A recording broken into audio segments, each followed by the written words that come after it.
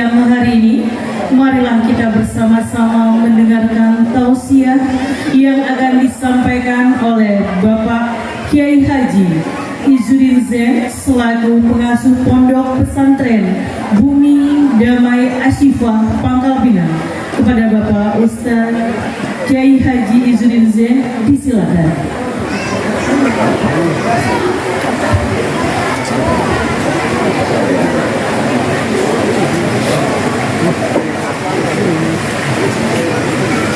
Assalamualaikum warahmatullahi wabarakatuh.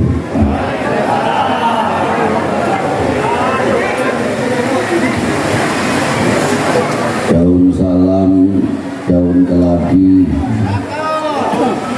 Yang jawab salam mudah-mudahan cepat haji. Daun salam, daun nanas. Yang jawab salam mudah-mudahan utangnya lunas. Oh, utang semua. Daun salam lempah tenggiri. Ibu-ibu yang nggak mau jawab salam mudah-mudahan lakinya kawin lagi. Dan kenceng bapak-bapak itu.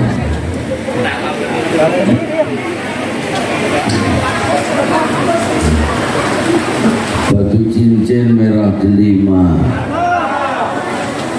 bila digosok mahal harganya. Alhamdulillah, hari ini saya bahagia bisa mendapatkan saudara-saudara yang tercinta. Assalamualaikum warahmatullahi wabarakatuh.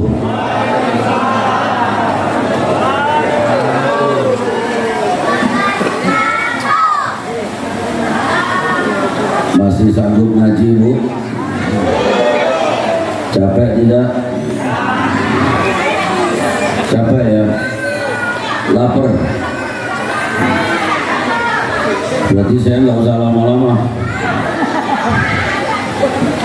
Ibu senang panjang apa yang pendek? Oh, panjang, Pak.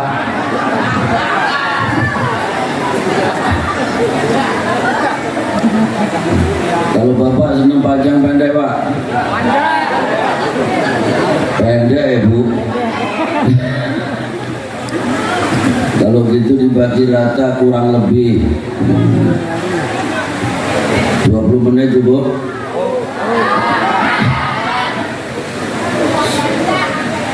Salawat dulu, Bu, ya. Sambil berdoa salawatnya, mudah-mudahan Maulid Nabi ini membawa manfaat dan berkah.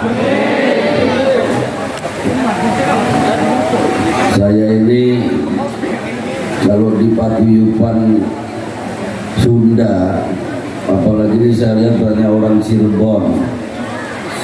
Saya teringat dulu masih muda pernah jadi anak jalanan di Karangampel. Ada dari Karangampel? Mana?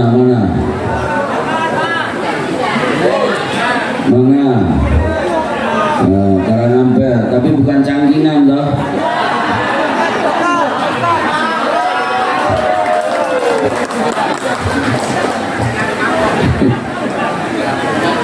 Saya dulu pernah 4 bulan di sekitar pasar Karangampel menemani anak-anak pemabuk, anak-anak yang senang judi, anak-anak yang suka malak.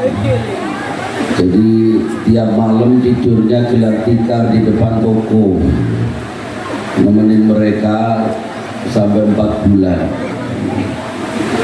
Jadi saya dulu sempat lancar bahasa ngapak gitu. Nyongnya sekarang orang ngerti beli ngerti sekarang. Dan sekarang ada kawan saya di sana juga jadi ulama, namanya Muhammad Badrul Komarul Latif. Beliau masih dzurriyyah dari Sunan Gunung Jati. Jadi kalau saya ke Sunan Gunung Jati sama dia langsung los dengan pusat. Kita sholawat dulu Bapak Ibu ya. Nanti kalau saya bilang baik diiringi alhamdulillah, kalau kurang baik inna lillah. Sholawat baca apa dulu? Apa? Tuh apa kalau tahu? Salatullah salamullah ala toha rasulillah. Salatullah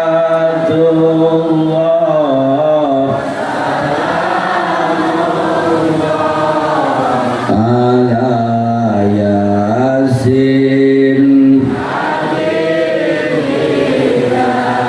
diberi sakit inna bisa ibadah alhamdulillah, rajin judi inna lillah. Ya salat salamullah ala doha rasulillah. Salatullah salamullah ala yasin habibillah.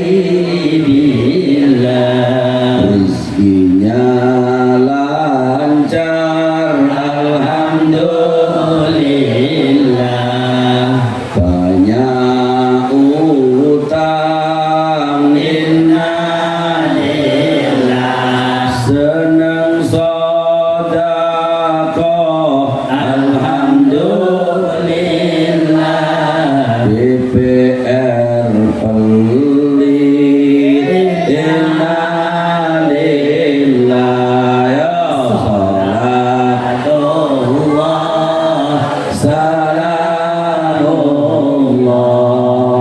ala toha rasulillah. Salatullah salamullah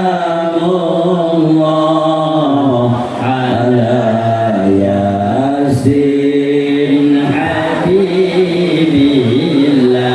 Suaminya gagah alhamdulillah, dompetnya kempes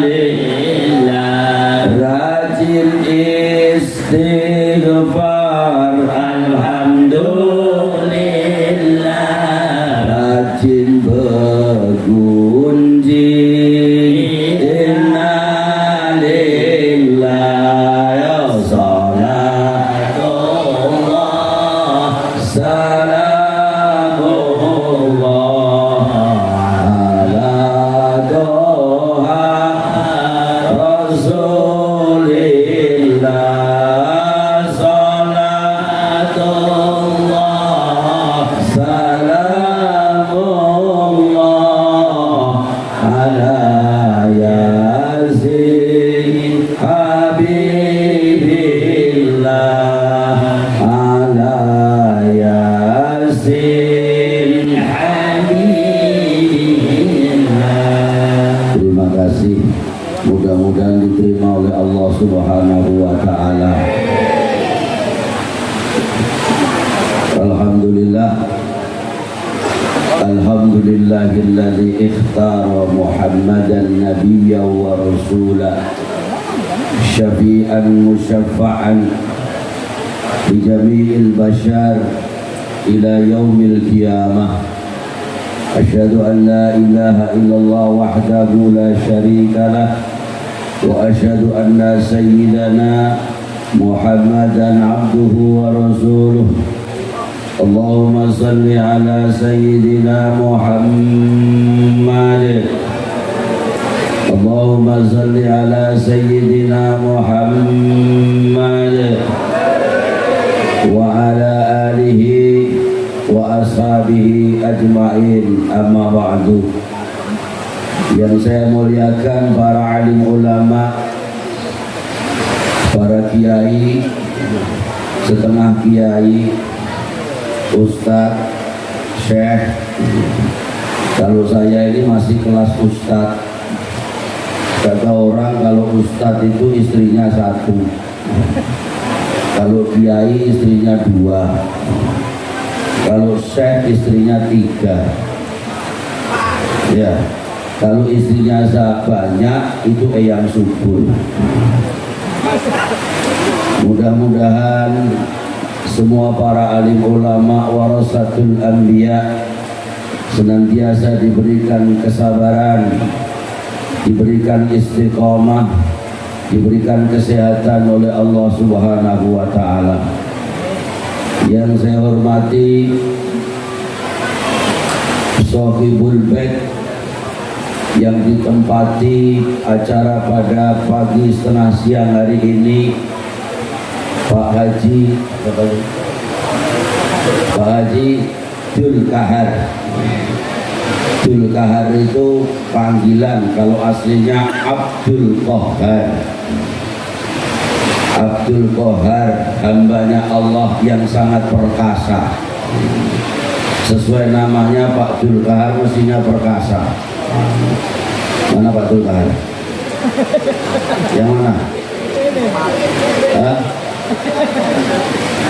Oh ya, kalau namanya Dul Kahar orangnya miyayat kan nggak pada. Sama dengan Umar bin Khattab, julukannya Al-Faruq. Al-Faruq itu orang yang ditakuti oleh setan. Al-Faruq. Maka kemudian ditiru orang-orang kalau punya anak sekarang diberi nama Al-Faruq. Tapi yang cocok, anaknya diberikan Al-Faruq, badannya harus kekar, tinggi, besar. Nah ini nama Al-Faruq miyayat, kurus, kering, tidak cocok. Para bapak yang dimuliakan Allah, Al-Qahar itu Asmaul Husna yang luar biasa. Dulu zaman masih melawan orang-orang PKI Kertosono, itu ketika gembleng anak-anak Ansor Nahdlatul Ulama untuk melawan orang-orang PKI, senjatanya cukup penjalin, tidak perlu bom, tidak perlu pistol, cukup penjalin. Begitu datang waktunya, semua hadir di pondoknya Mbah Yai Badrus. Begitu sampai di situ, semua penjalin oleh beliau suruh mengumpulkan di pengimaman. Suruh mengumpul di pengimaman. Begitu jam 12 malam, semua diajak istighosah oleh Kiai Badrus. Di dalam istighosah itu yang dibaca cuma Asmaul Husna, Ya Qahar, Ya Qahar, Ya Qahar, Ya Qahar, Ya Qahar, Ya Qahar, sampai ribuan kali. Begitu selesai, semua suruh niupkan Ya Qahar ke pengimaman tempat penjalin. Apa yang terjadi? Begitu besoknya mau menghadapi PKI, semuanya jadi berani. Yang asalnya tidak berani pegang tongkat jadi berani. Kayak Nabi Musa alaihi salam, dia juga punya tongkat yang bisa membelah lautan.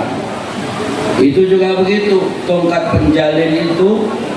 Santri-santri masih kurang percaya. Bayi Badrus bilang, kalau pengen nyobe itu ada tiang listrik, kamu coba. Penjalin cuma segini Pak, dipukulkan tiang listrik, teng, langsung melengker tiang listrik. Masya Allah, itu baru tiang listrik Pak. Nah, kalau sampean nggak terima melengker, saudara-saudaraku, itu doanya apa? Ya Qahar, ya Qahar, ya Qahar. Masya Allah, orang Nahdlatul Ulama itu memang luar biasa. Termasuk Bung Tomo. Bung Tomo itu muridnya Mbah Hasyim Asy'ari, yang sebentar lagi bulan November kita peringati 10 November hari pahlawan. Apa itu? Hari apa 10 November Pak? Hari pahlawan. Itu yang memimpin bukan tentara, yang bisa membunuh Jenderal Malabi, bukan bupati, bukan Kapolres. Ada Kapolres? Maaf Pak.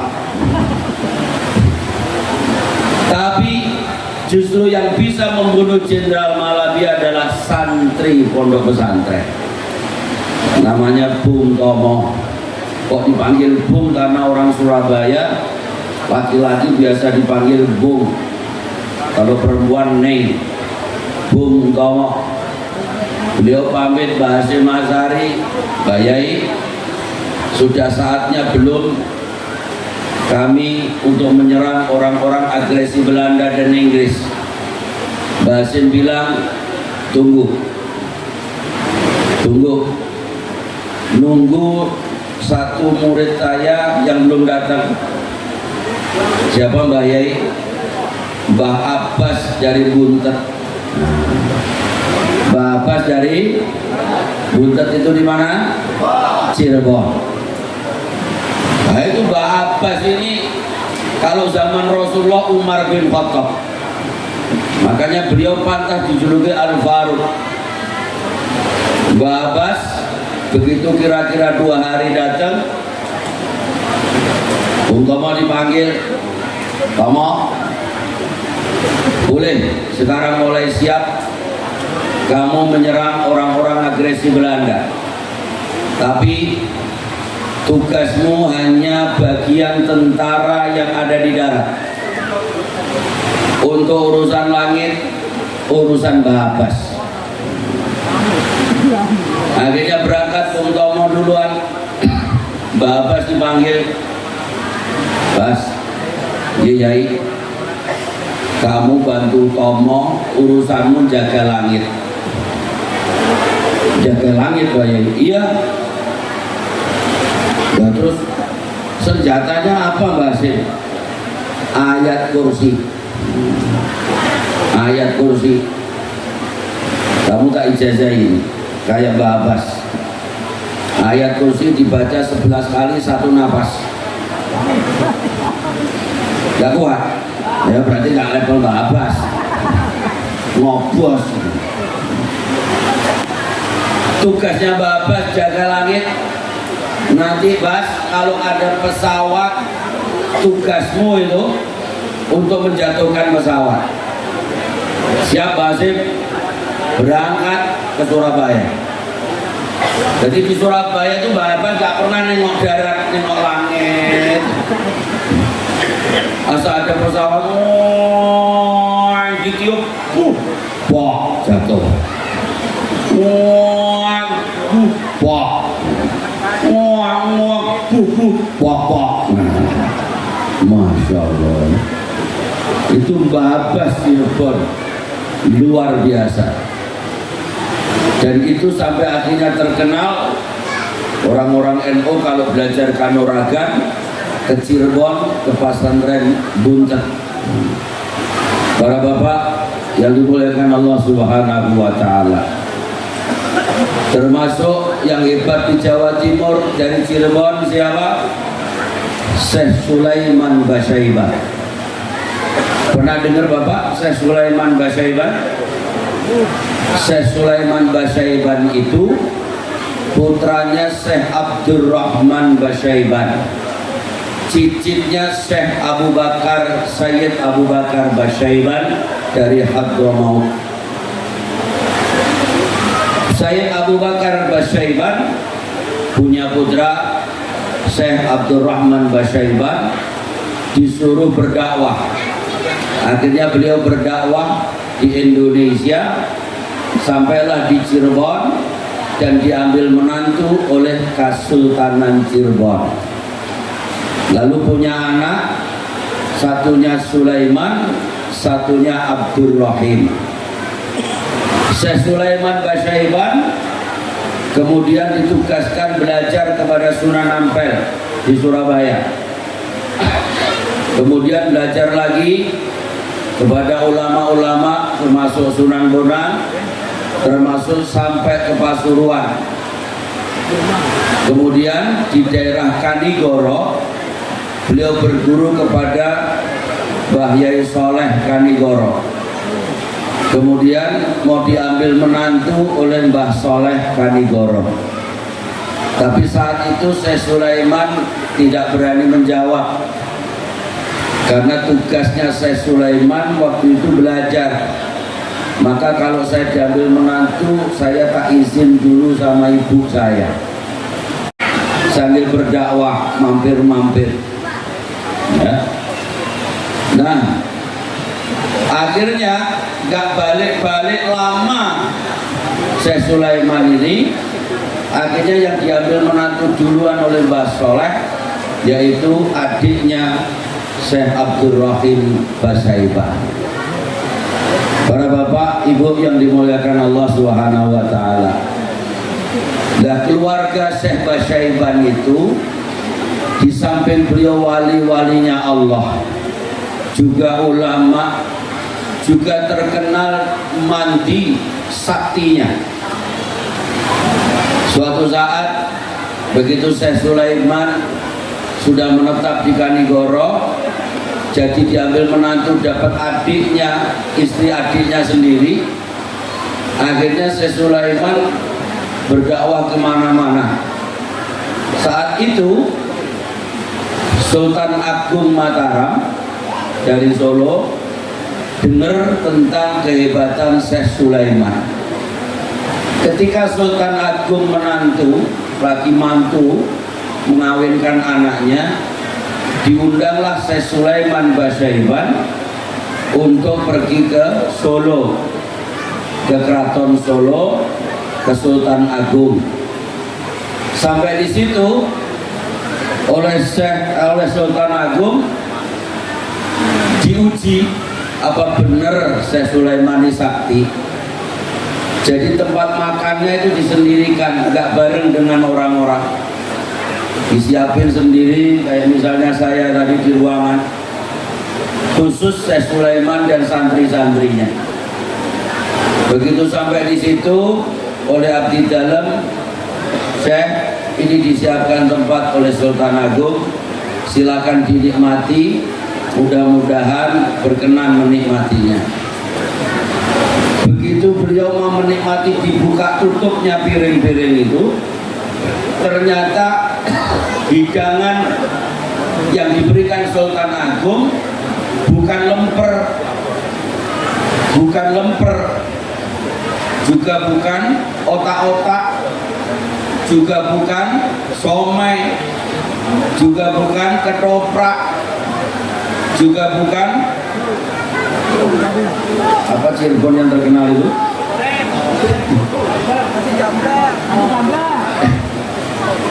Saya ingat kalau sarapan pagi dibakar gitu, serabi. Makanya kalau di Bangka itu serabi saya tetap nggak enak seperti di Cirebon. Di Karangapel itu serabinya nyaman. Tapi yang begitu dibuka, ternyata isinya di piring itu semua paku, silet, pines, itu semua. Syekh Sulaiman tersenyum.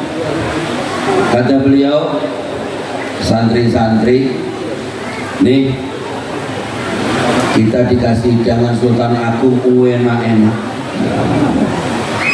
Yuk kita habisin bersama-sama. Siap Mbah Yai? Mau santrinya nurut saja. Paling kalau mati yang nanggung Pak Yai. Akhirnya mulai yuk. Doa dulu. Didoain oleh Syekh Sulaiman. Bismillahirrahmanirrahim. Mulai silet, paku, pines, mur, baut, dimakan kayak makan kerupuk. Lepak. Habis semua di piring itu. Begitu Sultan Agung datang, kaget. Pakunya habis.